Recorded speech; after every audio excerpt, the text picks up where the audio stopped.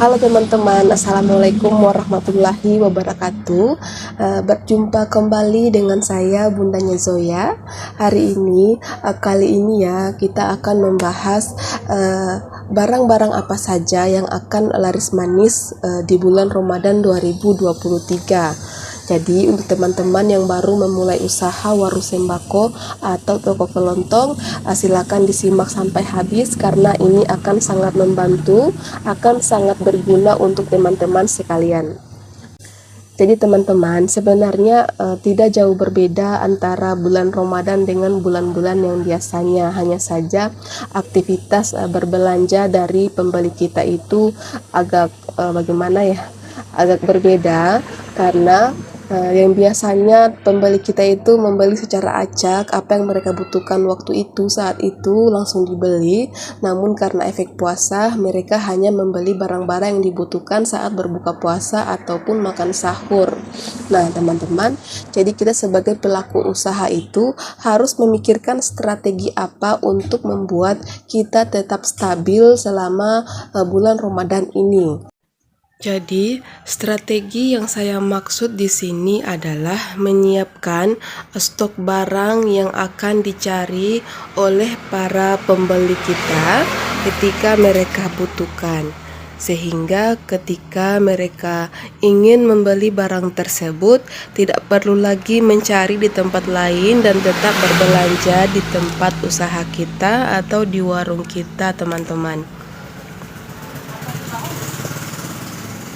Untuk memudahkan teman-teman memahami apa yang akan saya jelaskan, saya telah membagi beberapa kelompok barang-barang yang akan laris manis di bulan Ramadan ini menjadi 3 bagian atau 3 kelompok, yaitu kelompok pertama adalah kebutuhan rumah tangga.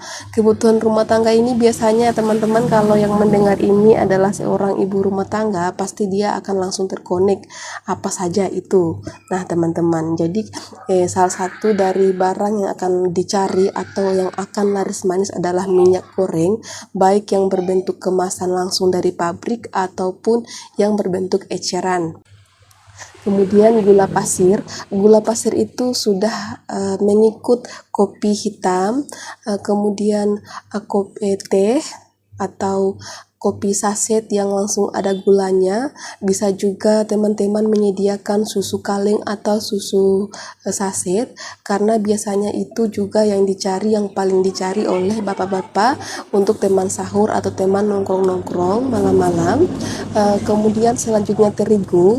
Jadi teman-teman di sini tidak tahu untuk daerah teman-teman, kalau untuk di bagian daerah saya ini, di tempat tinggal saya ini, ibu-ibu rumah tangga di sini cinta repot. Mereka lebih suka menyediakan sendiri atau membuat sendiri makanan atau takjil untuk keluarganya. Jadi mereka jarang-jarang belanja untuk takjil atau makanan untuk sahur ataupun berbuka puasa mereka.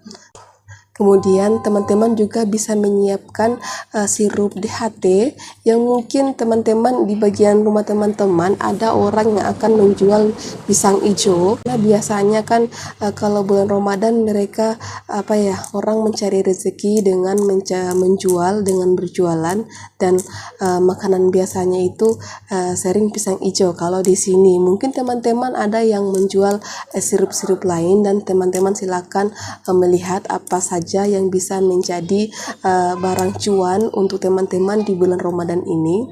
Saya pikir itu saja untuk kebutuhan untuk ibu rumah tangga, dan mungkin masih ada banyak lagi tergantung daerah teman-teman atau kebutuhan teman-teman. Silakan dipelajari apa-apa saja yang mereka butuhkan. Kemudian kita beralih ke bagian 2 atau kelompok kedua, yaitu kelompok muda-mudi. Kenapa saya mengatakan kelompok muda-mudi? Karena untuk di tempat saya ini banyak kalau bulan Ramadan, bulan puasa, mereka muda-mudi entah yang dari belajar ke luar daerah atau merantau mencari uang, mereka biasanya pulang mudik, mereka pulang kampung.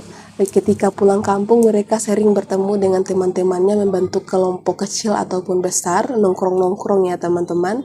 Akhirnya ketika sudah membentuk kelompok-kelompok besar atau kecil, mereka akan membutuhkan teman nongkrong seperti minuman dingin, rokok, bisa juga makanan ringan. Itu tidak bisa dipungkiri ya teman-teman. Kayaknya setiap daerah itu pasti ada hal seperti itu. Nah, kemudian teman-teman juga bisa menyiapkan mie instan, karena biasanya mereka nongkrong sampai lapar, sampai sahur mereka nongkrong-nongkrong begitu kan. Mie cup silakan disediakan karena pasti akan laku teman-teman, saya jamin. Kemudian untuk kelompok ketiga ya teman-teman, atau bagian ketiga, itu bagian atau kebutuhan dari orang-orang yang tidak berpuasa, baik yang tidak berpuasa dengan sengaja atau dalam keadaan nifas atau haid, juga balita atau anak-anak yang berpuasa setengah hari. Jadi teman-teman, kebutuhan mereka memang akan kurang berbelanja teman-teman, tidak seperti bulan-bulan biasanya. Namun biasanya mereka lebih lebih spontan, lebih kalau mereka pengen makan langsung belanja. Jadi itu juga bisa menjadi cuan untuk kita. Teman-teman bisa sediakan snack-snack yang mungkin digemari sama anak-anak yang di sekeliling teman-teman atau tempatnya teman-teman. Bisa juga menyediakan seperti mie instan, mie cup juga bisa, karena pada bulan puasa biasanya kan kurang masak atau jarang masak, bahkan tidak ada masakan sama sekali, sehingga berlari atau beralih ke yang instan seperti mie gelas, atau yang mie cup, yang pop mie ya teman-teman. Kemudian teman-teman juga bisa menyediakan rokok. Kalau di sini teman-teman, karena ada pekerja-pekerja bangunan yang biasanya karena kepanasan atau karena kendala apa, mereka tidak berpuasa, maka kebutuhannya mereka seperti biasa saja. Namun untuk makanan mereka kurang, hanya rokok teman-teman.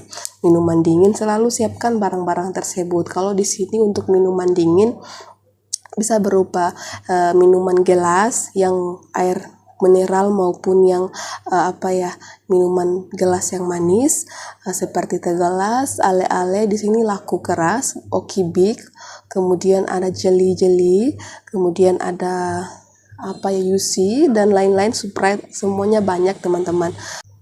Baiklah teman-teman, saya kira itu saja yang dapat saya sampaikan.